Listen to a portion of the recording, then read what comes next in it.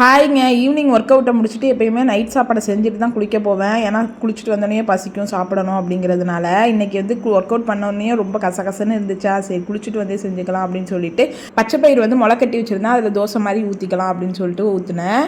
பச்சைப்பயிர் வந்து 100 gram முளைக்கட்டின பச்சைப்பயிரில் 30 gram protein நமக்கு வந்து கிடைக்குதுங்க. வெயிட் லாஸ் பண்ணுறதுக்கு முன்னாடி நம்ம மைண்டில் இருக்க ஒரே ஒரு விஷயம் சாதத்தை கம்மி பண்ணிட்டு காய்கறி நிறையா சாப்பிடணும் அப்படின்னு தான் நம்ம நினைப்போம். ஆனால் அப்படி கிடையாதுங்க. ஃபைபர் எவ்வளோ முக்கியமோ அதே அளவுக்கு வெயிட் லாஸில் ப்ரோட்டீனும் முக்கியம்.